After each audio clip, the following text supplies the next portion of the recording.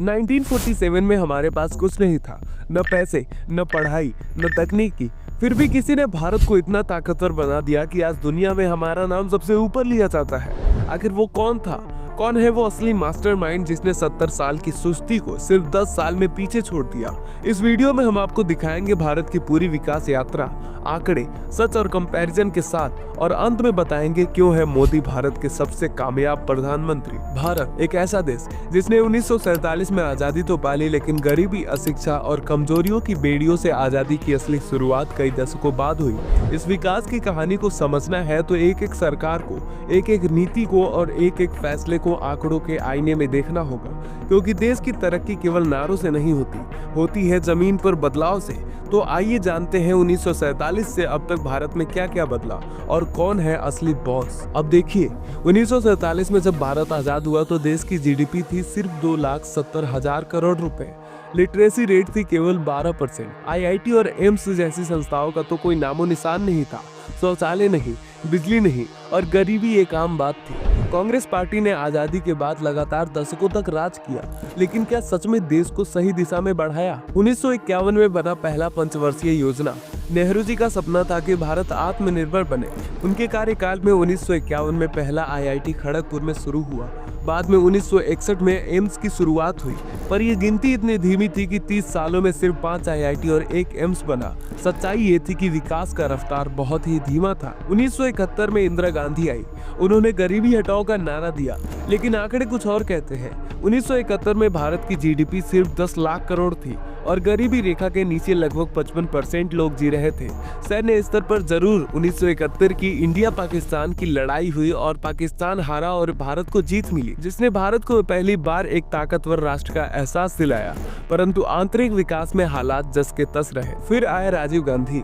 Computer और telecom क्रांति की शुरुआत हुई, लेकिन भ्रष्टाचार और बोफर्स जैसे घोटालों ने देश की दिशा भटका दिया। शिक्षा के क्षेत्र में यूनिवर्सिटी की संख्या बढ़ी, लेकिन स्किल्स नहीं। 1991 में भारत का आर्थिक संकट सामने आया।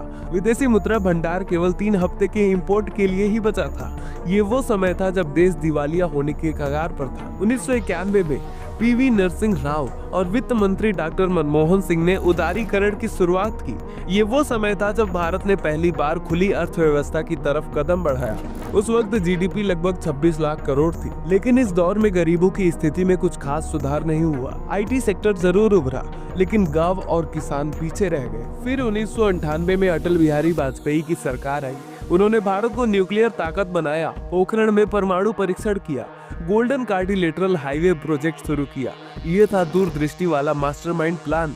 शिक्षा और स्वास्थ्य में सुधार की पहल हुई, परंतु उनकी सरकार को पूर्ण बहुमत नहीं मिला और कई योजनाएं अधूरी रह गई। 2004 से 2014 तक कांग्रेस की सरकार फिर से आई। प्रधानमंत्री थे डॉक्टर मनमोहन सिंह। देश की जीडीपी 58 लाख करोड़ से बढ़कर 113 लाख करोड़ हो चुकी थी, लेकिन इस विकास की कीमत घोटालों के रूप में सामने आई। 2G स्पेक्ट्रम घोटाला, CWG घोटाला, कोयला घोटाला जैसे नाम घरों घरों में चर्चा का विषय बने। देश की शिक्षा में कुछ नए आईआईटी और एम्स खुले, लेकिन बेरोजगारी और गरीबी कम नहीं हुई। उस वक्त 22% लोग गरीबी रेखा से नीचे थे और शौचालय सुविधा सिर्फ 38% घरों में ही थी। अब आते हैं 2014 में, और यहीं से शुरुआत होती है असली मास्टरमाइंड की कहानी। नरेंद्र मोदी की सरकार बनी और देश ने पहली बार एक ऐसा नेता देखा जिसने शासन को प्रचार नहीं, परफॉर्मेंस से चलाया। 2014 में जीडीपी थी 113 लाख करोड़ और 2024 में ये आंकड़ा पहुंचा लगभग 295 लाख करोड़ तक, यानी जीडीपी में लगभग 160% से ज्यादा वृद्धि हुई। अब बात करते हैं शिक्षा की। 2014 तक भारत में 16 आईआईटी थे, आज 23 है। एम्स की संख्या सिर्फ 7 से बढ़कर आज 23 हो चुकी है। यूनिवर्सिटीज की संख्या 760 से बढ़कर 1100 से ज्यादा हो चुकी है। यह बदलाव केवल आंकड़ों का नहीं बल्कि दृष्टिकोण का था। गरीबी के आंकड़े देखें तो 2014 तक लगभग 22% लोग गरीबी रेखा के नीचे थे। 2024 तक ये आंकड़ा घटकर 10% ही रह गया, यानी करोड़ों लोगों को गरीबी रेखा से बाहर निकाला गया। और ये कोई जुमला नहीं, बल्कि वर्ल्ड बैंक की रिपोर्ट में भी इसका जिक्र है। अब बात करते हैं शौचालय क्रांति की।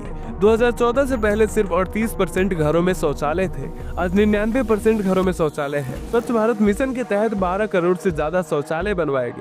ये था असली ग्राउंड लेवल चेंज। उज्ज्वला योजना के तहत लगभग 10 करोड़ से ज्यादा गैस कनेक्शन दिए गए, जिनसे करोड़ों महिलाओं को धुएं से मुक्ति मिली। यानी केवल विकास ही नहीं, महिलाओं का सशक्तिकरण भी हुआ। अब नजर डालते हैं भारत की रक्षा प्रणाली पर। 2014 तक भारत के पास 23 स्काई ड्रोन फाइटर जेट थे, जिनमें से अधिकतर MiG-21 जैसे पुराने जहाज थे। 2024 तक राफेल, तेजस, सुखोई, मिराज और अपाचे जैसे आधुनिक फाइटर जेट हमारी वायुसेना का हिस्सा बन चुके हैं। 36 राफेल भारत आ चुके हैं। 83 तेजस MK-1A का ऑर्डर हो चुका है। भारतीय नौसेना में INS विक्रांत जैसी स्वदेशी एयरक्राफ्ट कैरियर को शामिल किया गया। ये बदलाव केवल सैन्य ताकत नहीं, आत्मनिर्भर भारत की निशानी है। Make in India, startup India, digital India जैसी अभियानों ने भारत को विश्व मंच पर मजबूती से खड़ा किया।